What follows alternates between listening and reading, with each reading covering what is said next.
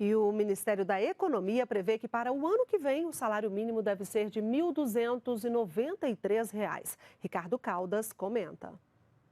Bom dia a todos. O nosso tema de hoje é o salário mínimo, que é a nossa grande referência nacional em termos de contratação de um trabalhador, né, sendo esse, então, o seu salário base. E, para tratar desse assunto, inclusive, nós preparamos uma arte para você, telespectador. Mas, antes de mostrar essa arte, eu gostaria apenas de trazer uma informação interessante sobre a história do salário mínimo. Ele foi criado no século XIV na Inglaterra, mas, posteriormente, ele foi revogado pelo próprio Reino Unido, então, que o considerou como um entrave à livre negociação e ao bom funcionamento da economia. No caso do Brasil, ele foi criado em 1930 por Getúlio Vargas, mas ele só entrou em vigor em 1940, em 1º de maio. Lembrando que quando ele se iniciou, né, quando ele foi introduzido, ele tinha 14 valores diferentes em todo o país. E a variação entre ele era de quase 3 vezes, 2,67 vezes entre o menor salário mínimo e o maior salário mínimo.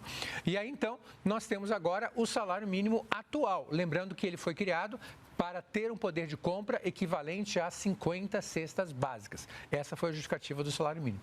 E aí, então, como podemos ver na nossa arte, o que nós temos, então, de salário mínimo real?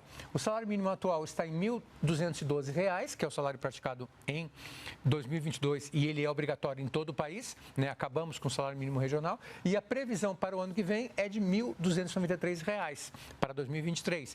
Como é que é feito esse cálculo e como é que é feita essa alteração? Ela é baseada no INPC, que é o índice oficial utilizado para a correção do salário mínimo.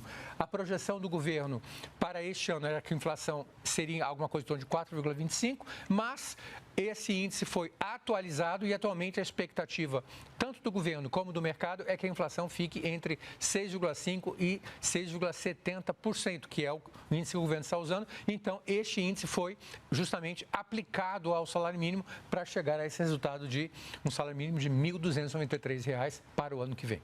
Essa é a informação que nós temos para você hoje. Continue conosco. Tenha um ótimo dia. Uma série de medidas foram anunciadas pelo governo federal para movimentar a economia e aumentar o poder de compra dos brasileiros. As ações devem injetar mais de 150 bilhões de reais na economia. Uma das iniciativas é o decreto assinado pelo presidente Jair Bolsonaro, que antecipa o 13º salário de mais de 30 milhões de aposentados e pensionistas do INSS. O pagamento será dividido em 2 parcelas iguais, a primeira em abril e a segunda em maio. A medida deve injetar cerca de 56 bilhões e 700 milhões de reais na economia do país. O governo também liberou o saque de até R$ 1.000 por trabalhador das contas ativas ou inativas do FGTS. O saque pode ser feito até o dia 15 de dezembro deste ano e vai beneficiar 40 milhões de pessoas. Outra medida anunciada pela equipe econômica aumenta a margem de empréstimo consignado, que passa dos atuais 35% do valor do benefício para até 40%. Além dos aposentados e pensionistas do INSS, quem recebe benefícios assistenciais ou participa do programa Auxílio Brasil também vai ter acesso ao empréstimo com juros mais baixos. Com isso, o governo espera beneficiar mais de 50 milhões de brasileiros e entregar cerca de 77 bilhões de reais em empréstimos consignados para esse público. Essas ações todas, elas atingirão entre 80 a 100 milhões de vidas de brasileiros e brasileiras. Nossos irmãos, aqueles que mais precisam. Os volumes poderão atingir, dentro dos próximos 6 meses, ministro Paulo Guedes, sob a sua liderança, 165 bilhões. Outra medida provisória cria o Sim Digital, que simplifica o acesso ao crédito digital para pequenos empreendedores. O programa deve beneficiar mais de 4,5 milhões de pessoas já nos primeiros meses.